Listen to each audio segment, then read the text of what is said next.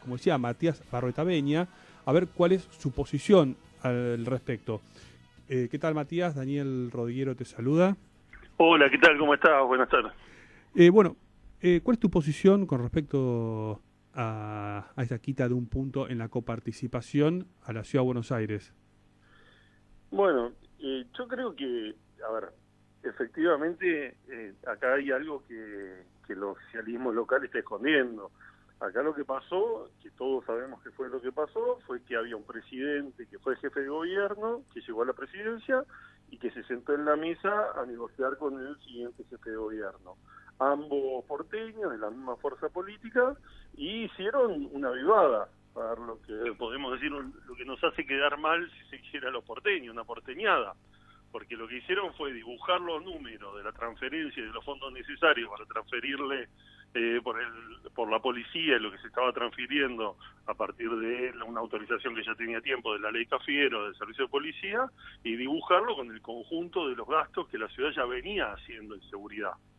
Con eso, más que duplicaron los recursos, ahora bueno, se conoció, recién escuché que estaban haciendo mención al nuevo informe. Este tema lo venía trabajando Batakis, secretaria de provincias del gobierno, pero todos veníamos viendo, porque ellos no fueron muy transparentes al momento de hacerlo, no es que pusieron los números sobre la mesa.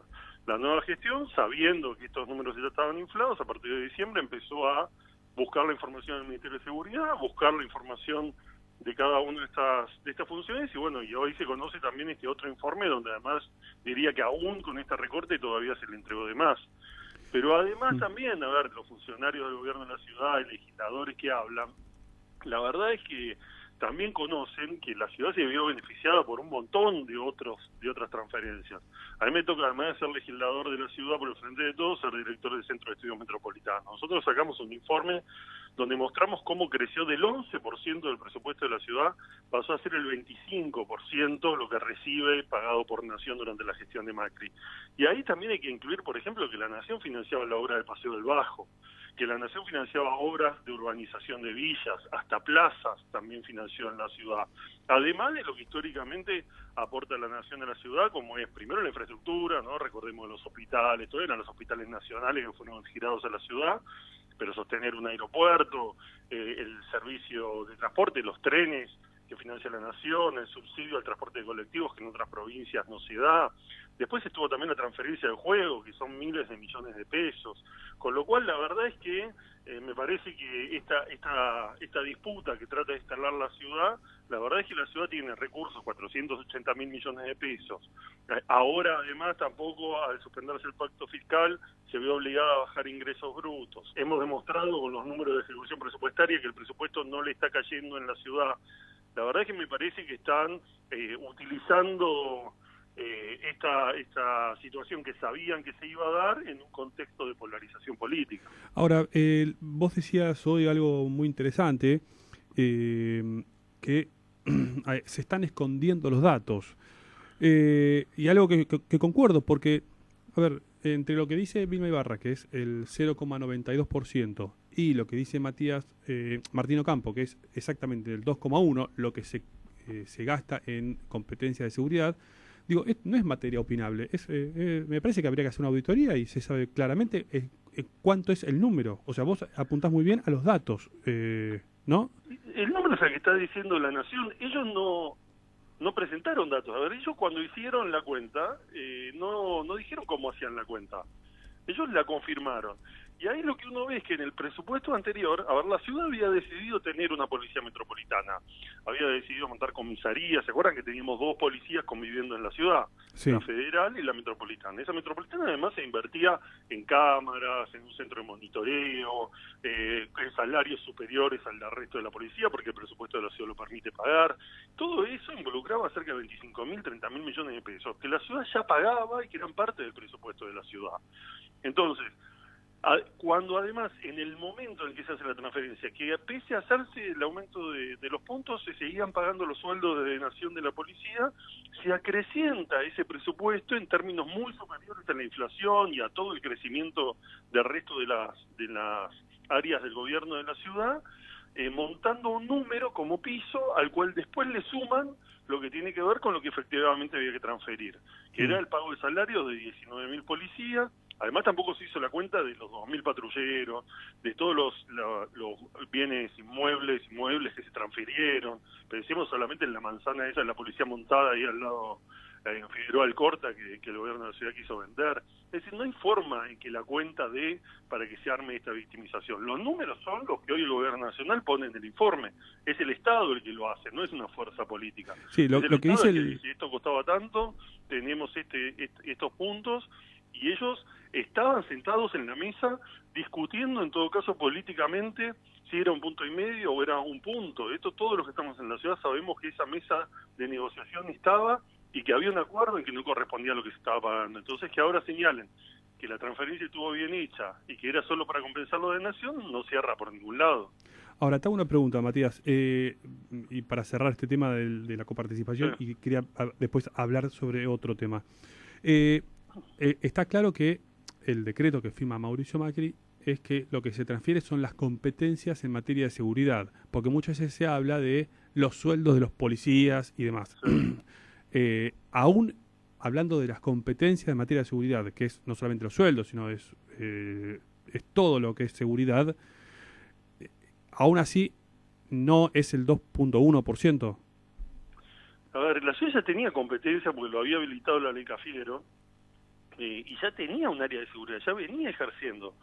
Pero además, la idea de la ley de coparticipación, que es del 88, recordemos que la ciudad no era autónoma, después se le fijó el 1,4, después se fue, bueno, en esta escalada, Macri lo lleva al 3,75 y después lo baja al 3,50, es decir, dentro de todo ese esquema, no tendría ningún sentido que la ciudad decida invertir en seguridad, construir un gasto que es muy superior al de por habitante al de cualquier otra jurisdicción de ciudades importantes, y después que la nación se lo tenga que financiar al distrito. Que, a ver, nosotros estamos en la ciudad de Buenos Aires y sabemos las profundas desigualdades, y estamos convencidos que hacen falta recursos para atender esas desigualdades y que no se utilizan bien.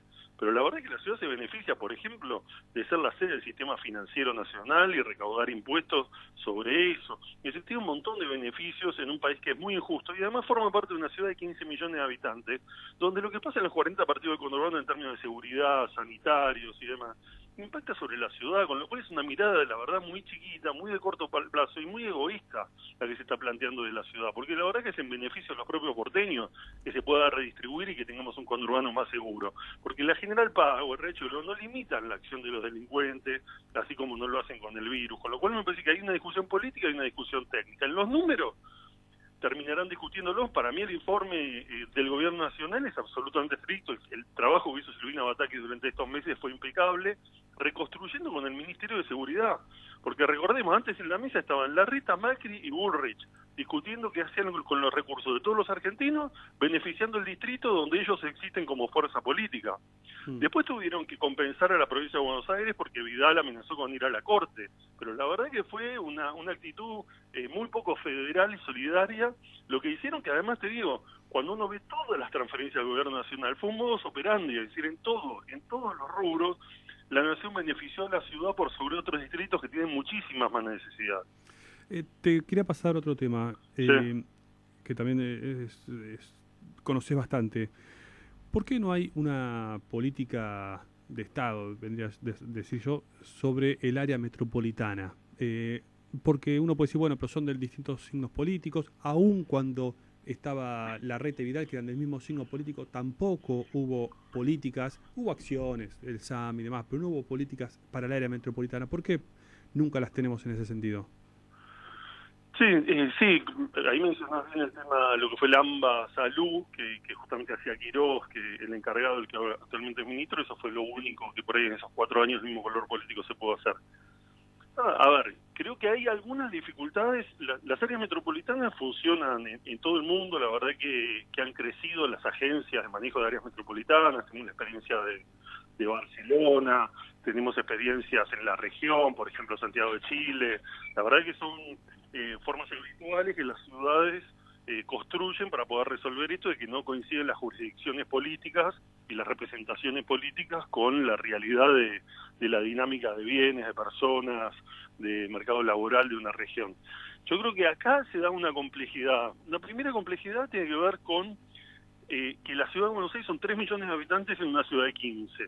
es decir, es una minoría. Por ejemplo, cuando vos tenés el área metropolitana de Rosario, Rosario es el hermano mayor, Sí. es donde está el 70% de la población y el 30% está en el resto de la ciudad. Acá es al revés, con lo cual la ciudad tiene, si se quiere, el miedo o el temor a que intentar abordar la realidad del conjunto la deje en minoría en ese contexto. Por otra parte, tenés también la presencia del Estado Nacional, o sea, tenemos Estado Nacional que administra, por ejemplo, como decía recién, el tema del transporte, que es fundamental para trabajar en la región metropolitana. Tenés el Estado de la provincia de Buenos Aires, los municipios y la ciudad. Y además hay una razón política, ¿no? La ciudad es el núcleo del poder del partido Cambiemos, Juntos por el Cambio, y el conurbano es el núcleo del poder del peronismo y del kirchnerismo, con lo cual también hay una discusión de poder. A mí me parece que hasta ahora se ha avanzado en discusiones técnicas, esto se ha estudiado muchísimo, en términos técnicos y especialistas, pero poco en el ámbito político. Me parece que la pandemia empezó a visibilizar y empezó a plantear discusiones, lo está planteando Sergio Massa, se presentó algún proyecto por parte de Suárez Lastra. Me parece que tiene que haber una discusión donde se discutan con los actores de la política y no solo una discusión técnica. Desde lo técnico es evidente que permitiría un uso más racional de recursos y una planificación territorial, porque además necesitamos que la ciudad, que hoy tiene 15 millones de habitantes, no tenga 20 dentro de 10 o 15 años, que tenga 10. Y para eso necesitamos que se dé un desarrollo federal de otros lugares, un arraigo donde las personas puedan desarrollar su vida, su estudio, su trabajo en sus lugares de origen en el país. Por eso es una política nacional y después, bueno, una política en la ciudad donde, bueno, la ciudad tiene que asumir, la ciudad de Buenos Aires, que tiene una responsabilidad con respecto a un conurbano que le aporta, por ejemplo, la mitad de los trabajadores de la ciudad son bonaerenses que todos los días entran a trabajar a la ciudad. Entonces, me queda claro la descripción que estás haciendo del escenario en el cual estamos viviendo. Para vos, ¿qué medidas habría que tomar en ese sentido? Sabiendo lo que está pasando, que muy bien lo describís. No, para mí un primer paso, yo creo que tendríamos que tener una agencia estatal que concentre todas las atribuciones que tienen que ver con el transporte en la región, por ejemplo. Yo creo que eso debería estatizarse, la verdad que no tiene sentido estar subsidiando empresas, no sé, por ejemplo, tenemos, no sé, un servicio de subte en la ciudad, que es una empresa estatal, pero que todos los beneficios son para un privado que no invierte y no construye nuevos subtes. El servicio colectivo, transporte de pasajeros también, me parece que es un permanente subsidio del gobierno nacional por un servicio que es deficiente. O sea, yo creo que debería haber una autoridad única, como existe en Madrid, como existe en Nueva York, y que esa autoridad debería poder construir una realidad inteligente también para la construcción de nuevas líneas y sobre todo para lo que tiene que ver con el transporte transversal, es decir, no tratar de diseminar las posibilidades de las tareas habituales en el resto del conurbano. Hoy es muy difícil moverse en el conurbano. El gobierno nacional está avanzando con la autopista Presidente Perón, por ejemplo, que es una obra que viene hace muchos años, que es el segundo anillo, pero en general es difícil moverse transversalmente en el conurbano. Ese tema de transporte es central. O sea, lo que hablas, lo que propones es estatizar el transporte en su conjunto. Sí, yo creo que hay que salir del esquema de subsidio y directamente hacerlo estatal, como es en la mayoría de los países del mundo. Después, pero tampoco creo que deba solo avanzarse así, o sea, por temas, ¿no? Porque tenemos algunas áreas metropolitanas, por ejemplo, Acumar es metropolitano, el tema de las cuencas, SEAMS es metropolitano, de hecho existe una autoridad metropolitana de transporte, pero que no funciona demasiado. Por eso creo que tiene que haber alguna institucionalidad del AMBA, un lugar donde todas estas realidades políticas y jurisdiccionales se pongan de acuerdo, porque hoy yo soy legislador de la ciudad, yo decido sobre el presupuesto de la ciudad y no puedo decidir utilizar ese presupuesto en resolver algún tema que está del otro lado de la General Paz. Es necesaria alguna institucionalidad que planifique, porque además los municipios del conurbano, lo vemos ahora con la toma de tierra, la ciudad de Buenos Aires, estos 15 millones de habitantes, viene creciendo sin ningún tipo de planificación. O sea, ¿qué es lo que creció? Crecieron barrios cerrados y villas. Lo que está faltando es una planificación que creo que ahora con el Plan Nacional de Suelo Urbano se está poniendo sobre la mesa, que es cómo los sectores medios, los sectores bajos pueden acceder a una tierra, una vivienda, a un espacio que no sea sobre un humedal. Y para eso hay que planificar, porque al municipio, al cual le viene por ahí un proyecto de un barrio cerrado, lo termina aceptando porque le significa poder cobrar más impuestos, algunos beneficios, pero que termina siendo perjudicial en términos de esta estrategia de crecimiento donde al Estado le cuesta cada vez más llegar, porque extender los servicios de aguas, de cloaca, electricidad a todas esas comunidades le termina saliendo carísimo en términos de la población de personas que viven. Por eso es indispensable que ese municipio no tome la decisión solo, sino que lo pueda tomar en un conjunto donde si toma la decisión de cuidar ese suelo urbano o densificar, pueda ser acompañado porque está beneficiando a todos y no perjudicándolo. Pero bueno, el Plan Nacional de Suelo Urbano me parece que es una buena iniciativa para empezar a pensarlo, igual que el RENAVAP fue una buena iniciativa que hay que ponerle los recursos también para poder integrar urbanamente a todos esos barrios, a esos barrios populares. Y te hago la última, Matías. ¿Cómo crees que va a seguir el diálogo, el buen diálogo que había entre ciudad y nación, que hace rato que no se veía y estaba dando buenos frutos? ¿Quedó herido? ¿Cómo lo imaginas? No, yo la verdad que confío, yo creo que los que tienen responsabilidad de gestión, tanto el jefe de gobierno como los intendentes de estos 40 municipios, como el gobernador y en la nación, saben que hay mucho más para ganar en el diálogo y en coordinar política que en lo otro. Después hay un escenario electoral el año que viene, las tendencias a la polarización en contextos como el que estamos viviendo pueden ser así, además hay núcleos duros en cada uno de los extremos que tienden a alentar esa polarización, y bueno, hay que poder saber manejar una y otra cosa de forma conjunta. Una cosa son las políticas públicas. Es imposible para cualquiera en esta región poder resolver en serio problemas de seguridad, problemas de movilidad, problemas de salud sin dialogar y sin convertirlo en una política metropolitana. Me parece que eso se visibilizó, muchos cantantes no lo veían, hoy lo están viendo, y confío en que va a haber una madurez. También hay como una nueva clase política, me parece. No estamos hablando de muchos dirigentes de alrededor de 40, 50 años o menos, que me parece que hay otra mirada bastante más ejecutiva en términos de los problemas, y esto que viene desde hace muchísimo tiempo me parece que está sobre la mesa. Y bueno, yo intento ser optimista, hace tiempo que venimos trabajando el tema y creo que ya está en la cabeza y que hoy es difícil no pensar metropolitanamente. Bien. Bueno, Matías, una pregunta más, la última. Para quien no te conoce, ¿a qué línea política vos pertenecés dentro del Frente de Todos? ¿Quién es tu jefe político? ¿Con quién venís trabajando? No, yo desde hace mucho tiempo que trabajo dentro de un espacio cercano a lo que es Víctor Santamaría, el presidente del Partido Justicialista de la Ciudad, Peronismo por la Ciudad.